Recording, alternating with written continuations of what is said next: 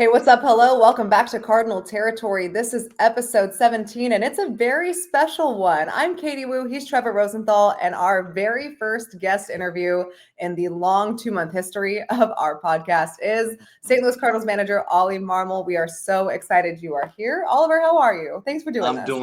Absolutely. I'm doing well. How are you guys doing? We're Doing good. great. Yeah. I mean, like talking to the manager of the St. Louis Cardinals, my favorite baseball organization. And, Trev, you get to talk to me every Monday. Yeah, I get, that's the advantage here is, Ollie and I, we have a close relationship. I have a tremendous amount of respect for you. And we actually talked about a week ago, and we're talking about, this is your 19th spring training. You've been, man, a lot of success. You've done an incredible job as in the St. Louis Cardinals organization specifically. So congratulations, man. I don't want to overlook that because that's not very common. You've been around, you're getting comfortable. I think one of your strengths, and this even speaks to our relationship, is your ability to make players feel like they're seen, right? And that you really just care about them. And that seeps over into your personal life, but in the position that you're in as the manager, I think when I think of the St. Louis Cardinals and the guys in that clubhouse, I know that they feel that. Besides that, in your 19 years, what do you think there is to improve on? What are you looking to do better this year? Man, personally, every offseason you go through a list of like what went well, what didn't, and there's plenty to improve on. We did some things well as a staff, but when I look at, you just mentioned a couple of things that stand out to you. Those are actually things I want to continue to get better at, man. Because like as the bench coach, if I'm being honest, you are the mediator between the manager and the players. You're in constant communication with them. You have a little bit more time to build those relationships, and then you become the manager, and a lot of your time goes to kind of media and doing press conference and doing a lot of things on that side of things that you don't have that responsibility as a bench coach. So what I want to get better at is creating space in my schedule where there's nothing. I tend to book things like back to back to back to back and just like go from one thing to another, player meetings, staff meetings, medical. And I'm starting to create space in the schedule where I just have nothing, like absolutely nothing booked. And it allows me to spend time with guys, whether that's a staff member, a player, or just an opportunity that presents itself where I don't have to move anything on my schedule. I can just be present, right? So I think the better I get at that, relationally, like I think it's a good thing for everybody. So I'm trying to improve at doing nothing. Yeah. No, I mean, I think it's interesting. You kind of mentioned, going from your role as a bench coach to now a manager. Yeah. I imagine those two things are completely different. And I mean, what are some things that you've kind of learned along the way in terms of like your coaching philosophy or leadership that has really affected the way that you manage? Yeah, over communicate is always a good thing. Making sure that players are never guessing where they stand. At times you can assume that players know something or that they know how you feel, but being able to express that in a way that's meaningful. I think my personality tends to be fairly direct. I just think it's easier to do life that way. But what I've gotten better at is understand that that's not everybody's form of communication, right?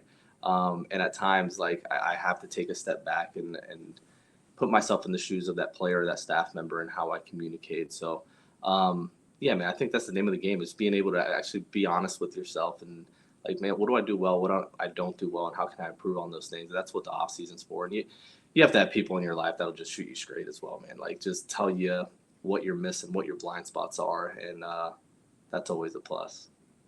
That's interesting, Oliver. I think we've talked about this a lot during the 7 days at camp. This is a different spring training, but different doesn't necessarily mean bad. But when you're looking at the transition phase is what John Mozeliak likes to call this, and you're looking at the overall youth in your clubhouse, what's different for you as a manager in how you're approaching this year? Man, I think that space I'm talking about where I have nothing in my schedule, just being able to spend more time with those guys. Our staff is really emphasizing making sure that these guys know that we care about them, that we're here for them, we have their back. And with these young guys, they're going to have times where it just doesn't go their way, and how they respond to that's going to be important. So being able to give them the tools to handle those situations before they happen is going to be important. So that's the biggest difference, is understanding we don't have a ton of veterans in there, and that just allows the staff to be a little bit more active when it comes to the things that you would rely on the veterans to do. So it's, to your point, it's different, but different doesn't in any way mean bad. So yeah, I'm really looking forward to the year. Yeah, there's I like, you know, there's a strong veteran core, you know, especially with the starting pitching. You know, we have it'd be a shame not to bring up the Nolan Arenado situation because it's so fresh. But the reason I really am interested to bring it up, and you've been we've been talking about this so far early in the episode. We're talking to Oli Marmol on Cardinal Territory, part of the Foul Territory Network. But you're talking about the clubhouse and the culture, and of course, you know, St. Louis Cardinals, just a lot of rich tradition. We talk about the Cardinal way, doing things the right way, playing baseball the way it's meant to be played. And the reason I bring up Arenado is because you look around the league, look around the baseball league, look around other leagues, sports teams. Players in his situation don't always handle it as gracefully as he has. He's come in, man. He's been a true professional, and I just want to give him a lot of credit. A lot of credit. I know that doesn't happen solo. I know that's not just him. I know you've said you've had conversations with him consistently throughout the offseason, and then I'm sure in preparation for the media scrum on the first day that he arrived, you know, there was some work that was done ahead of time. So, you know, I just want to point that out because it could have gone a different way, and I know for someone in your shoes, he probably makes that a lot easier. So we can talk about him. We can talk about the veterans in the starting rotation. But dude, I was worried zero, right? Like I'm just being honest. He's a pro, so I know a lot of questions were asked leading into his arrival. Like, man, is it going to be awkward? It's not. Like, Nolan's a pro, and as soon as he walked in, like, it was business as usual. I mean, this is a guy that's a high competitor that makes other people great. So having him come back and walk through those doors was awesome, man. I was happy to give him a hug and welcome him into camp and get this ball rolling. But I think it was made a little bit more of a big deal than what it kind of turned out to be, especially within the walls, you know? Yeah, and I think, again, it goes back to how the communication was handled. And Nolan is very similar to you. Just be straight up with him. And like I liked what you said when he came to camp. You have one of the best third basemen in this generation, a future Hall of Famer walking through the camp. Why wouldn't you be excited? And now your job maybe gets a little bit more difficult. And this is not to suggest that Nolan Arenado coming back to the Cardinals is a bad thing. I don't think anyone is saying that. But what you're now managing, and this is something you and Mo have alluded to, is you need to go back and figure out how the opportunity and runway exists for giving those young players the opportunities that you want them to. And I'm wondering, from your perspective, how difficult is that going to be in spring? And what excites you about the challenges that lie ahead and figuring that out? It's going to be tough. I mean, I'll be honest with you. The math does look different. And that's not a bad thing. It just looks different, and you have to account for some different things now that Nolan's our third baseman. That's a good thing. Now we have to figure out who it impacts the most and how we're going to kind of give at bats to the rest of the group in a way that's meaningful for the long play that we've all talked about. So part of this might figure itself out as we get through camp. Hopefully we stay healthy all the way throughout, and some tough decisions have to be made. But I like the fact that we have some options, and we'll talk through it the closer we get, and we'll make a decision that makes sense. But at the moment, just let them play and see where it leads. So, you know, as a pitcher, I'm biased. You know, we're just into a couple days of full camp, but it's been pitchers and catchers. And there's a reason pitchers and catchers arrive a week early. We're pretty important, right? Like, I mean, you could say that we got to get our extra work in and get our arms built pitcher up. Talking for sure, yeah. But I'm a pitcher, and when I look at the catching situation for this team this year, it's really the first time in maybe, I don't know, 30 years. You go all the way back to Matheny.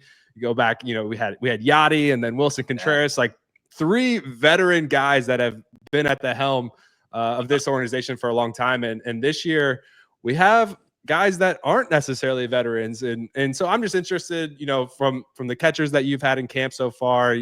Obviously there's Pages and Herrera, but what does the support look like for them to be able to grow into this role?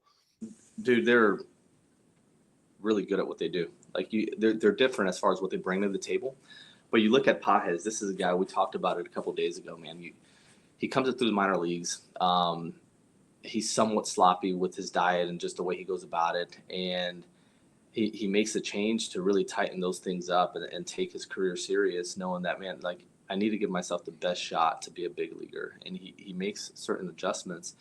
And he gets that opportunity, and he gains the trust of the staff. He gains the trust of the pitching staff to the point where you trust him in any game situation with the game on the line, like that he is prepared enough to call what needs to be called. He takes ownership over that. His preparation is incredible. So credit to him for the work put in. Herrera, another guy who has matured a ton over the last couple of years when it comes to the way he prepares for a game and starts to understand his pitching staff, understands the opposition and how to bring those two together based on game situation. So they both have made tremendous leaps. And it allows us to make the move with Wilson in order to keep him healthy and playing 162 over to first and DH, and give these 2 young guys a shot. But yeah, do they have the experience in the years of Matheny or Yad or any of those guys? No, but we're planning for the future, and these 2 guys are going to play an important role in that. Oli, there's a lot I want to get into specifically about your managerial style and what is going to change, or if anything's going to change. You said this was going to be fun. It is fun. Let me tee it up. Oh my gosh. Now I'm all frazzled for the worst part of the show, which is the ad read. So before we get into this is literally what I'm so bad at every episode. We need to hear from our friends at Arena Club.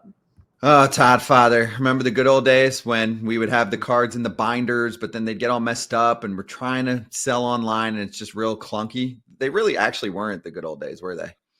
No, they were definitely not. But now there's a better way. The Arena Club has been dominant with this. You get to trade your cards, you could sell them.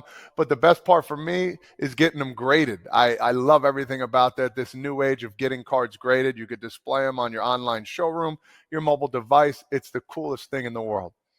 Whether you're buying, selling, trading, or displaying, Arena Club is the all-in-one trading card platform. You have to sign up for an account at arenaclub.com/foul. Just like Todd Father mentioned, there's a process that combines AI and human grading to get the job done. Right now, 20% off your first slab pack or card purchase by going to arenaclub.com/foul. Use code FOUL. That's arenaclub.com/foul. Code FOUL for 20% off your first purchase. Dang it, Oli. I had the transition practice like perfectly in my head and you threw me off. So Katie, I'll help you out here. Speaking of ads, Oli, what are you drinking right now? You got a little bit of coconut energy water? I love it. This is coconut water that Amber and I are actually a part of. I love it, but they also do like really good work, man. We invested in it a couple years ago. The founder, CEO is an incredible dude. Their team is awesome, but they're doing some really good work with a lot of the money that comes in, and we wanted to be a part of it. So what's it called? Once Upon a Coconut. I actually had it recently. Our friend Andy gave me one. Incredible. Delicious. Okay. I'm a fan of coconut water already. Sprinkle in a little bit of carbonation and caffeine, even better. I love it. We need to have you doing some ads. I love it, Trevor. Trevor, you should do the ad read. That was so much better than anything I've done in like our 15 episodes. It was ridiculous. Trevor, just showing me up. All right, Oli, let's get into it because I do think this is interesting. And I think this is something that fans don't often get to see the side of you, but you are one of the most accessible and often insightful managers in the game. I mean, there are multiple times over the course of the season where I go into your office after a game and I'm not seeing something 100% and you let me know. but you then take the time to really explain things from your perspective and your point of view, and it just makes so much sense. And I think Cardinals fans, especially, who have that baseball knowledge and that desire to know everything about the game, could really appreciate that. So for the last 3 years, we've seen your managerial style. Something that I think you do really well is manage the versatility in your lineup. We saw that a lot last year when you had to, the offense wasn't performing, so you're trying to maximize what you could get out of each day. The bullpen use last year was excellent. This year, though, you're managing not just to win the game that day, but to maybe put the foundation of the future in perspective. And how does that change for you? It will be different. It'll add a layer of difficulty, but in a good way. And to your point, I don't think I've done a good job of that when I think about explaining certain things to the fan base or communicating in a certain way. I think I do that more in private, and then people just see the quick 2-minute presser at the end where it's just kind of sometimes a little heated, sometimes just answering and keeping things short, but doing a better job of like explaining the why, I think is important. But to answer your second question, it will be different because you're wanting to make decisions to win a game, but you're also thinking about the long game here of setting the foundation for some of these young guys to gain experience and succeed and fail again, but to know what that feels like in order to have that experience, So there's decisions that will be made that are long-term decisions that in the short term may not make the most sense. And that's a bigger conversation that we'll have as we get closer to camp as to what do those areas look like when it comes to pinch hitting and what it looks like leverage innings, the starting rotation. So I think there's a lot of questions that aren't completely answered just yet. And they're not supposed to be. As we get closer, I think you start to define that and bring more clarity to it. So that's where we're at the moment. Yeah, kind of piggybacking off of that, talking about just your managing style, and analytics have become a big part of the game, and for good reason. I mean, anytime we're making decisions, more information is better, and analytics have found a way to be very accurate with the information that we get. And so, I'm just wondering, you mentioned like the bullpen and pinch hitting decisions. How do you balance analytics versus just your in-game gut feeling? What does that look like? Yeah, it's funny because I get hammered by like the traditional fan for being too analytical, and then by the analytic teams for being too traditional. So it's a sweet lose. But here's the way I would answer that. I want as much information as possible when I'm making a decision, and I mean like as much as possible. Like I want to be the one to filter through it and figure out what is useful, what is actionable. So I ask my group, whether that's the baseball development team or our coaches, to just give me, just dump all info and allow me to kind of see the game, know the player, and make a final call on it. And whether it works or not, that's baseball. But having a good blend of that is important. Like having the right inputs as far as what you're using in order to make a decision is important. So when people say, "Oh, I just use my gut," like I call BS on that all day long. Like you have enough experience that you've seen this work over time or not work over time, right? But I think we all, if we're making financial decisions, business decisions, baseball decisions, we want as much input as possible before we go ahead and say this is what we go with. And making a bullpen decision is no different. Am I watching the game, reading the player, knowing how they handle pressure, knowing how they will bounce back if this doesn't go well or does go well? Like you're there's so many things you're thinking about when you're making one decision, and sometimes it works and sometimes it doesn't. Yeah, I mean, Go ahead, Katie. Sorry. Well, I think, it's a lot about the analytics and the information, and it's also about the staff you have in place. And the Cardinals want to go back to a draft and develop club, right? We've heard Bill DeWitt Jr. say that exact phrase.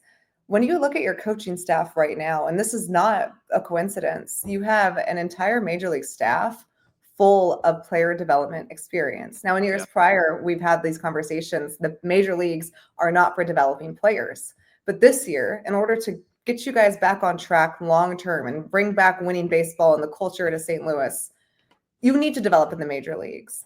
How do guys like you, Pop Warner, Stubby Clapp, who, you all came up together through the minor league system as coaches, and then you add someone like Daniel Descalso, or you bring in John Jay, and who have real-time experience in going through the Cardinals minor league system as players, and then coming to St. Louis and being a part of a championship club that won a World Series. How is the staff this year positioned to start that next mold of next players?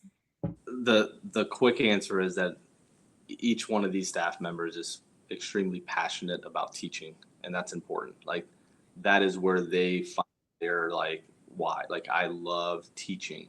And you go up and down that list and they all feel that way. But I want to be super thoughtful in who we brought in and why we were bringing them in. And when you look at our staff, to your point, like, it's guys that love player development, that aren't just leaning on their playing experience to teach or regurgitate what they used to do, but they are truly seeking what's the best way to reach a player and with what info and drills. And it's just the staff we have right now. I absolutely love them. Like, you watch these guys work. Even today, I was sitting there watching John Jay do outfield drills with our guys, man. And the relatability is there. The drill, I just feel really good about the direction where that's headed.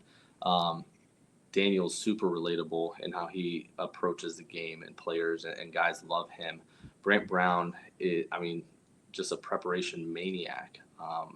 We had a meeting today, and just the way he addressed the guys and what he finds important and how he's bringing the group together as one is awesome. So you want guys that are seeking out every single opportunity to maximize these players' careers, right? Like, can you cultivate an environment where these players will start to do things they didn't even think was possible? And when you do that right, it's a heck of a lot of fun. It really is. I'm getting pumped up just hearing you talk about it, because I agree. I played with John Jay, played with Daniel Descalso.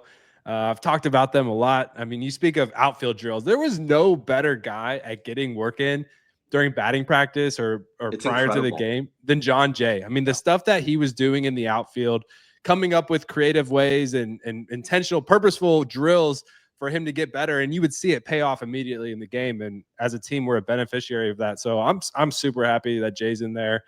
And then also Scals. Scals is a team first guy, and yes. And man, you guys have we're lucky to have the core, and we talk about like this transition year. It's obviously a different time, but I've said it before and I'll say it again. Anything positive that happens this year, Oli, like, you should get full credit, because this is a tough landscape to navigate as a manager when there's things happening, things changing at a high level at the organization. So man, I'm excited. I appreciate that. But at the end of the day, man, like, you want to, like, if I'm thinking 5 years down the road, 7 years down the road, 10 years down the road, like, what's going to be most important? It's just carrying ourselves in a way where that staff really knows that we care about them, and you allow them to do their job. We hired Brant for a reason. We hired Jay for a reason. Like, these guys are in these positions. Dusty, he came from Duke, comes over, holds a position under the current pitching coach, and then gets the job. Like, these dudes are innovative. They're thoughtful. They care. They're knowledgeable. Let them do their jobs, and let them know that you have their backs, and then be there for the player. They're going to be ups and downs this year, man. As long as they stay confident because they know that you care, then we keep moving. So I give a lot of credit to that staff, man, because the way they're preparing right now. I wish you guys could sit in the room and just watch everything that goes into it. In the hours of meetings that we have, starting at 5:30 in the morning before the players get here at 7 or 8. Like, it's cool to watch, and then you see it play out over the course of a 2 to 3 hour practice, and then you debrief. What did we suck at today as a staff?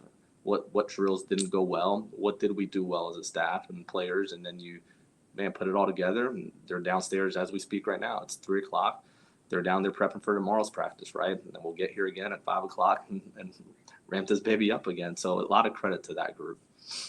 Yeah, a lot of respect for what you guys do. Thanks for giving us a little peek behind the curtain. No doubt. Talking about the transition, and I'm interested.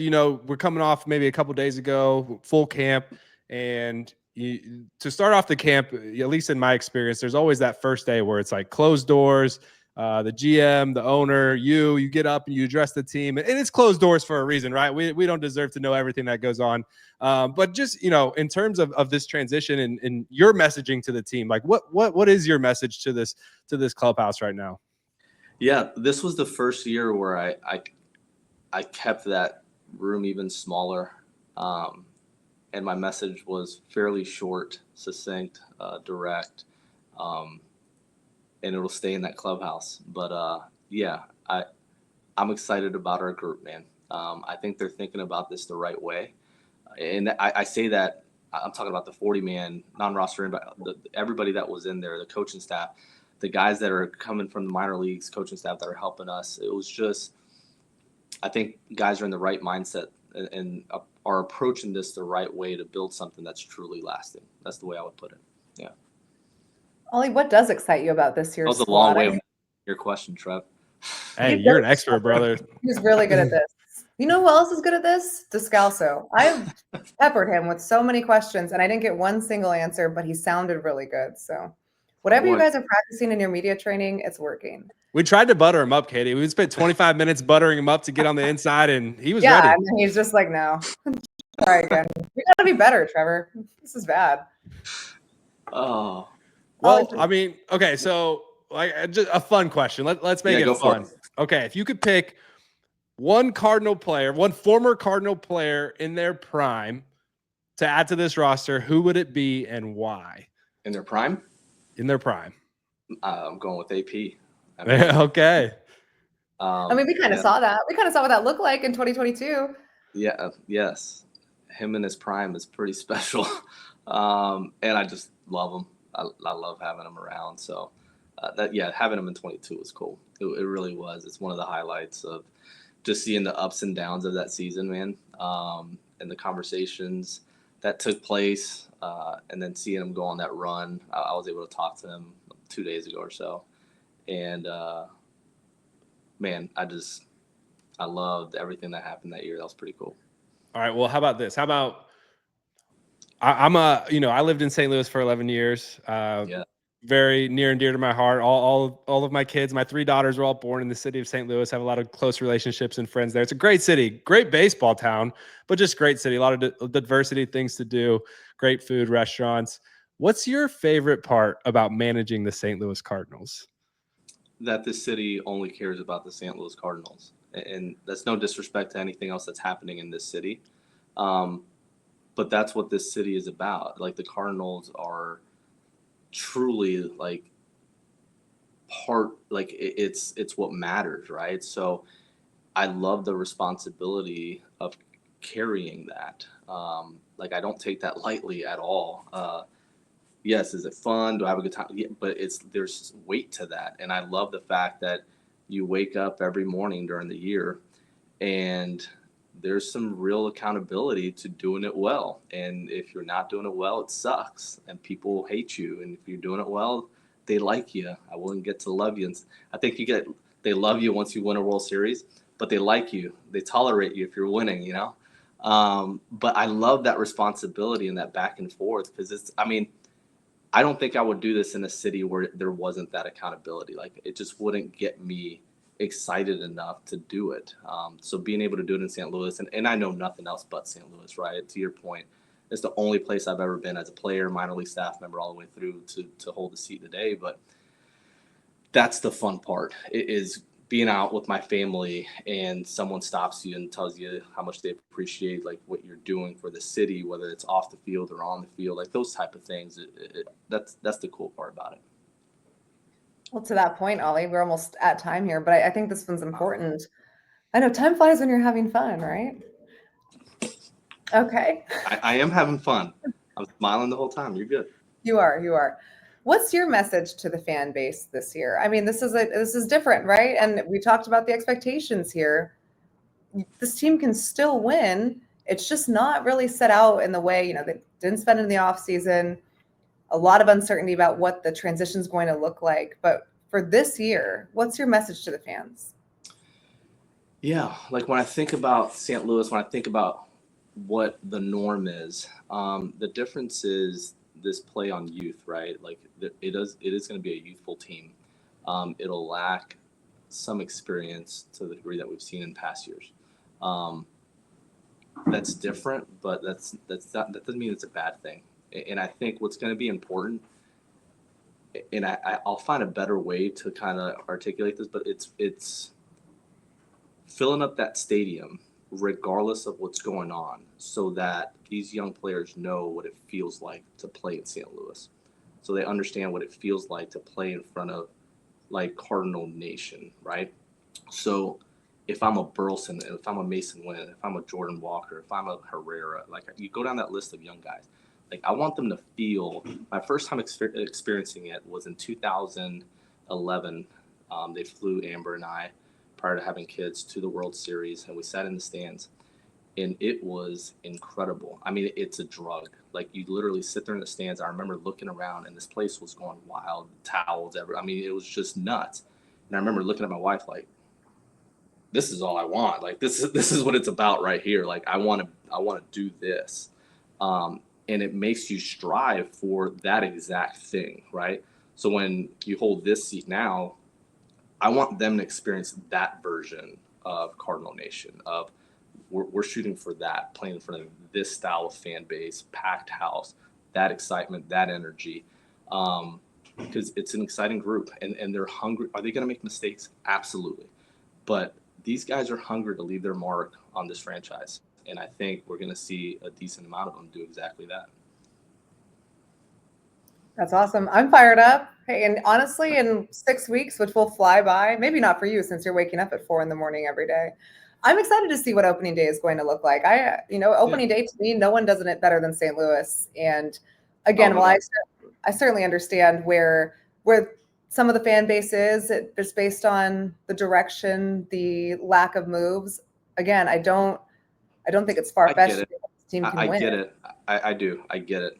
But when we're on top again for a long period of time, it'll be worth every damn second. So, yeah. What a way to end it. That's great. Oli, thank you so much for doing this. Again, it is such an honor that you are our first guest, our first interview. I appreciate it. I will leave you alone for at least 48 hours this week. As a thank you. It doesn't even buy me 72? No, just 48. We got games coming up. I got questions to ask. I got to know who your pitching plans are. Sounds good. This is wonderful. I know Trevor and I both appreciate it. For those of you following along, you can subscribe to the Cardinal Territory podcast on YouTube or on Spotify, on Apple, wherever you want. We are there. We got an episode dropping on Friday with Gordon Graceffo. As promised, we are finally hammering out those interviews. So again, for those of you who stuck with us during the 2 months of nothing going on, consider this your reward. Oli, thank you again so much for doing this. I'm Katie Wu. He's Trevor Rosenthal. We will talk to you all very soon. Appreciate it, guys.